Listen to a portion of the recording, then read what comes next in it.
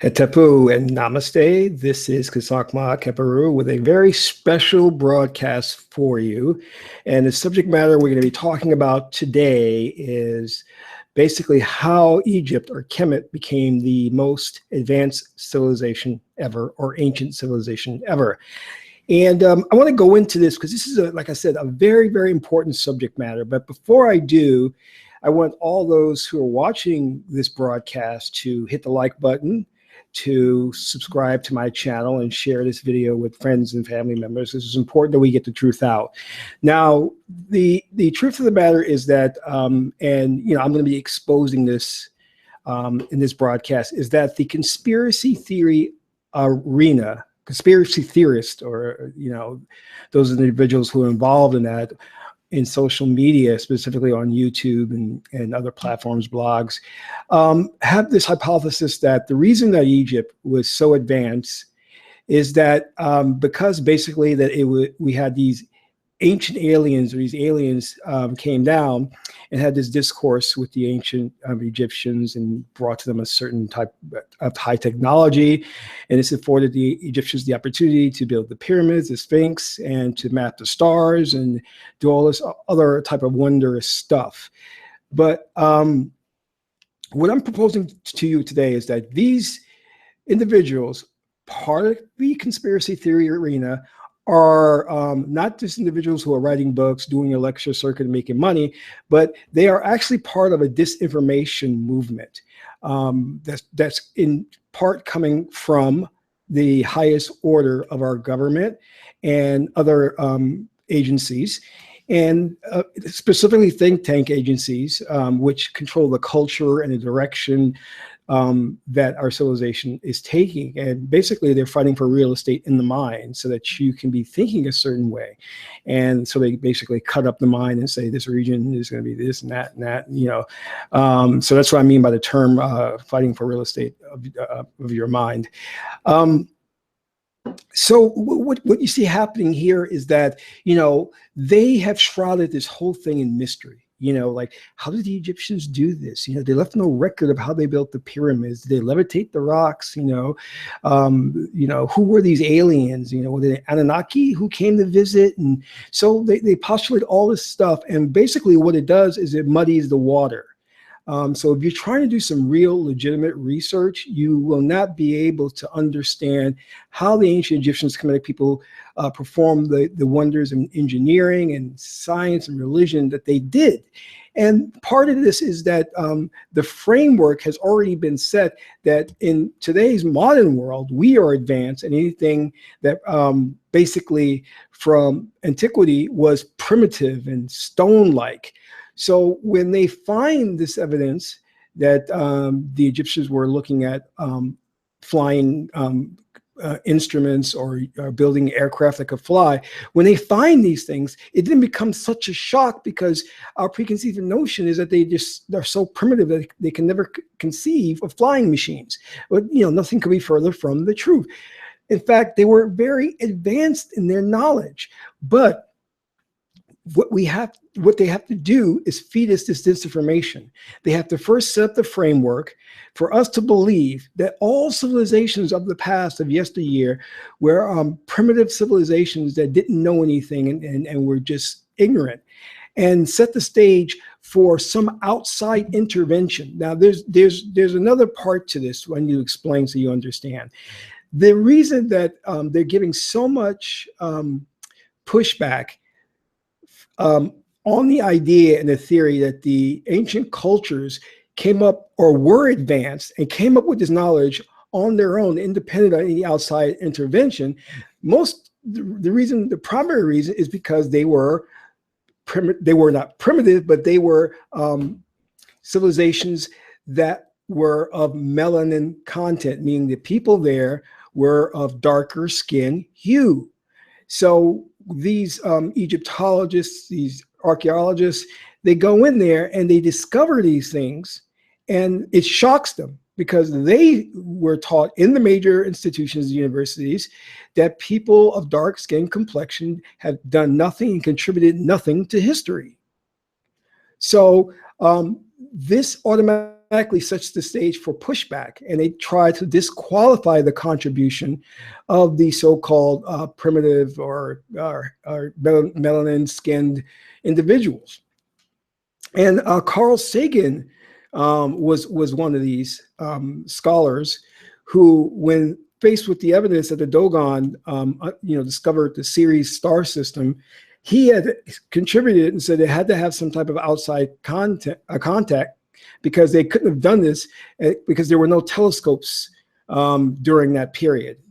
And yes, there were no telescopes, but that doesn't negate the fact that they could have discovered this in some way that we don't know about, So that was a pretty racist statement on his part, but that's kind of indicative of the entire scholastic society that trains Egyptologists and archaeologists to go out there and not accept the notion or the paradigm that Black people or people of ancient hue created high-tech, high advanced civilizations. And more importantly, the civilizations that they created were of high morality.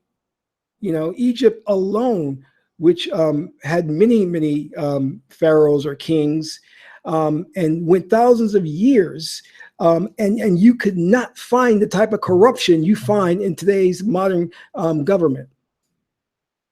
That was because their focus was on attaining godlike status or spirituality, to be a reflection and the likeness, as the Bible says, of God. No other civilization had reached that zenith in society but the ancient Kemetic people. And if you're not familiar with the term Kemet, that's what they call themselves. Like the word Kem, K-A-M, is the etymological root of the Hebrew term Hammond. So meaning black, Ham, black, the Bible. So that's one of the things that causes them to push back on the notion that Egypt could have been an independent society that developed independent of any outside intervention. Now there is others, and I want to go into, as I promised in this video, the three most important points on how Egypt became a advanced civilization. Now, as I said before, they've purposely shrouded all this stuff in mystery. They're like, oh, we could never figure out how they did it. It's all a mystery. In fact, they have these things called the mystery schools, where they train priests and priestesses for decades to get to a certain level where they would covet the information and not share it with the general populace in Egypt. Well, some of that is half right and half false.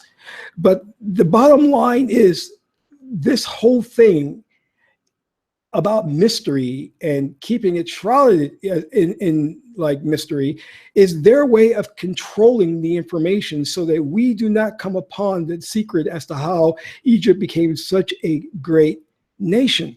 So if we can never discover it, we can never duplicate it, and we cannot, in that way, we won't be able to take current civilization from the dark ages, from that's where we are, into the light.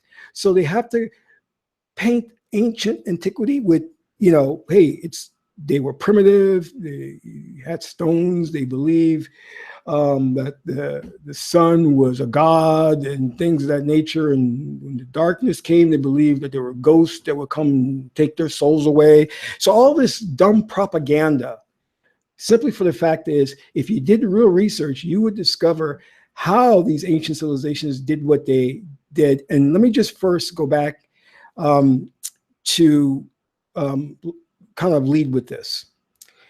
Egypt was not the only advanced civilization. There were many empires before Egypt, which gave birth. Without them, we would not have Egypt. They gave birth to Kemet. All right. So, but for the purposes of the video, I just want to touch on Egypt. We can go into the empires of Ethiopia and all the other, advanced civilizations in Africa, and another thing that they've done too, when you speak of Egypt, you never think of it as being in Africa when it is. It's Northeast Africa, you know, and they successfully have done that to remove it from the continent of Africa. So in your mind, again, when you say Egypt or Kemet, you think, oh, Middle East maybe, but not Africa, you know. So anyway, that's part of what they were doing and are doing continuously. And I really feel for those who are in the who are students and in that academic community, because one of the things that you'll learn is that in order to get your degree, to advance, to get any type of apprenticeship or job, you've got to go along with the conventional thought process, or they ostracize you, they keep you out of the inner circles, so that you won't get the funding to go and do the excavations and do all the great stuff to help further your research, you know? So if you do not write papers or publish those papers that go along with their already predetermined narrative, you're going to be out. And that's how they operate. This is how they suppress alternate voices, alternate perspectives on things. They suppress this, and they'll easily say, well, you are talking about new age stuff, or you're talking about mystical stuff that is not real science, is what they call it. So that's what you have there. So you guys have to excuse me too. It's really late at night, so I'm kind of tired, but I wanted to make this broadcast because I thought this information was so important. So how did Egypt get to the level where they could build the pyramids, do all these magnificent feats of engineering and science and, you know, all of this, and even technology, like I said before? How did they get to a point of doing that? Well, the people of Egypt, we have to understand, descend from Central Africa, all right? And we know that Africa is the birthplace of civilization, and Africa was once the large continent of Pangea, a supercontinent, okay? But but what I'm trying to say is that knowledge was transferred over from generation to generation, which brings me to my first point, which is reincarnation. So this was an accepted idea in ancient times. So one of the reasons why Egypt got to the level of high tech and the engineering feats you see before you was that when people were born in Egypt, they quickly identified you. You were an ancestor, meaning they understood that your soul was being reincarnated. So let's say, for example, I studied medicine, and, you know, I lived to be about, let's say, 70 years old, and then I passed on. They understood that I would be reincarnated, sometimes within the same family line, if not in the same region, Kemet. And if they found me as a newborn baby, they would quickly, through consulting the oracles, realize that I was formerly a doctor. And I would immediately pick up and pursue that field of study. And what does that do? What does that do? Okay, when you are studying something, and you are studying for like 2 lifetimes, 70 is 140 years, right?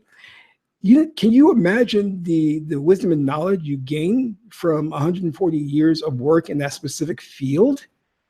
And how you will not only like study and have more time to study, but you will break barriers and come up with new discoveries and ways of doing things. Now imagine multiple lifetimes, being reincarnated several times and continually studying that subject matter. You would like be so knowledgeable in that area of expertise that it will be just unbelievable. Well, that's what our ancestors did in ancient Egypt.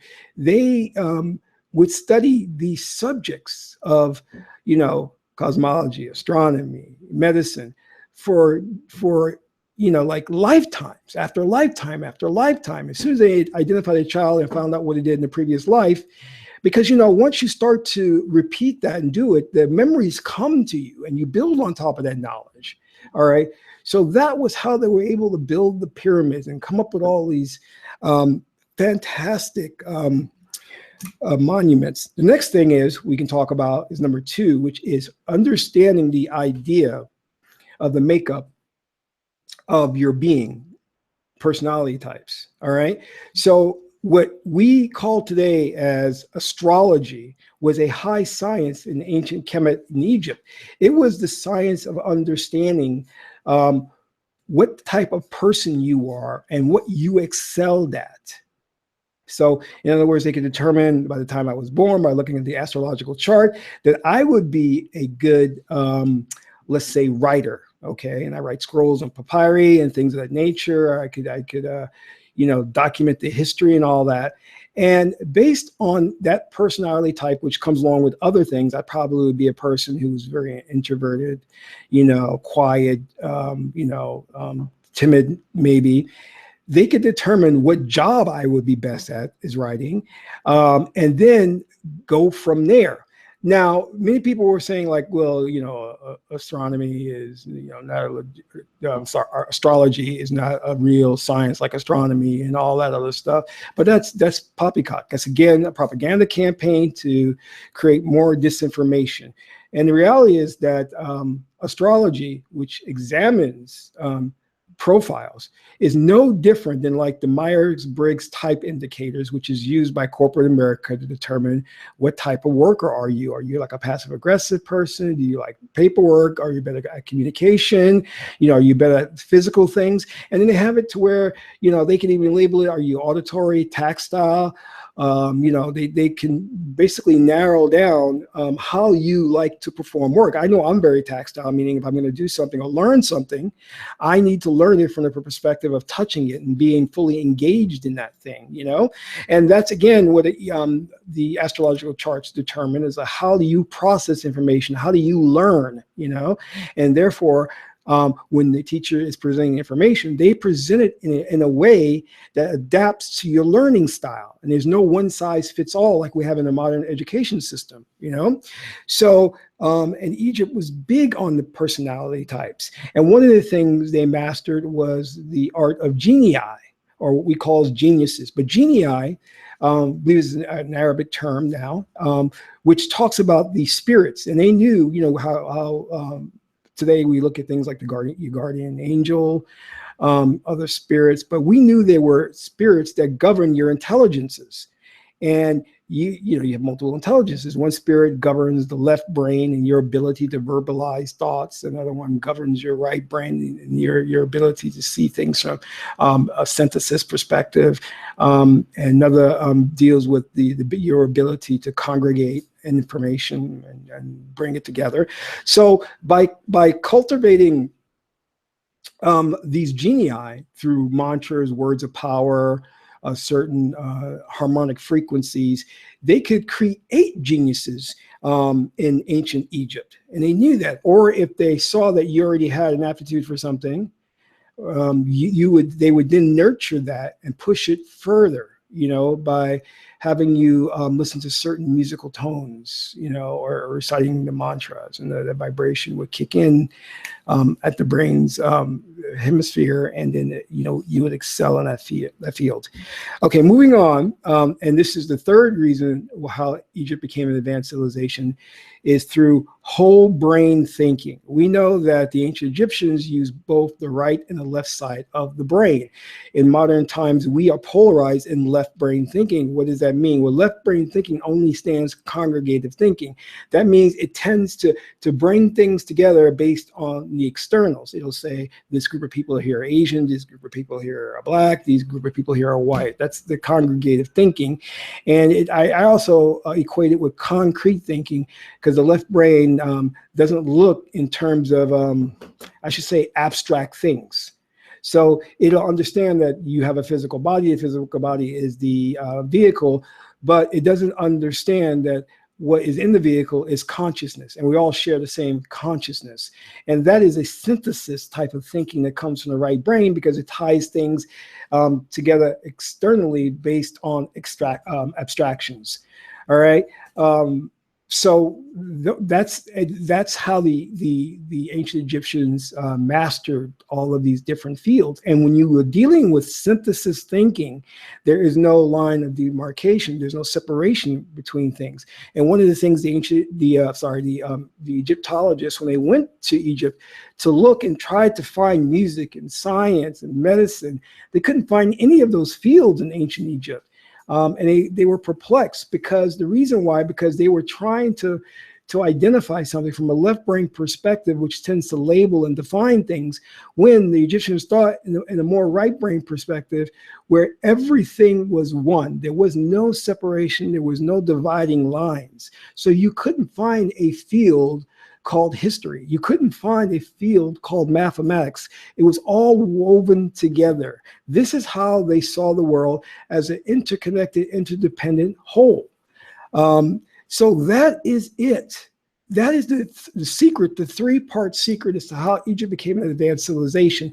And this is what they don't want us to duplicate in modern time. They don't want us to go back and do more of the research into these three areas so that we can adapt it and excel as a culture and become morally upright, because their plan is to create a future, a dark future, a dystopia, where they will rule as the cabal, the ruling elite, and everyone else will be a slave and dumbed down and under them. And we cannot allow this future to come to pass.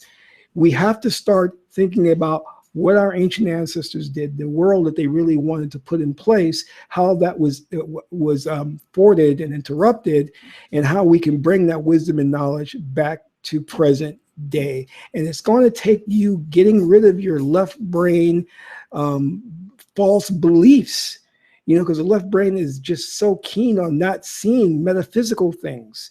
So automatically you were like, how can reincarnation exist? Astrology is spookism. It's not real. It's not based on science. Well, when detectives put together criminal profiles, a criminologist put together those profiles, isn't that personality type of a serial killer? And most likelihood would be, middle-aged white man, probably comes from the Midwest, probably earns somewhere around 40, at most 40,000 a year, as a chain smoker. That's all part of what they do to help them apprehend the killer. So how is that any different from an astrological chart of a personality of a child on the day that they're born in the region that they're born in? How is that any different? It's not. It's not. Because you can categorize people, as I've already mentioned with the Myers-Briggs type indicator, to determine what type of person they are, how do they best learn. They best learn through tactile, auditory, kinesthetic, So you can put all this stuff down. But again, the society is so twisted that they have to vilify ancient cultures and this ancient knowledge to keep us from duplicating it and rebuilding it. So that's your mission, folks. Go back out there and resurrect, like Osir, the knowledge that has been cut up into 14 pieces and spread throughout the world. You have to become Osset or Isis and search out those pieces, put it back together, and restore the king, Osiris, to his throne. And finally, if you like this video, subscribe to my channel, hit the like button. And until then, this is Kasakma Keperu, and that's all for now.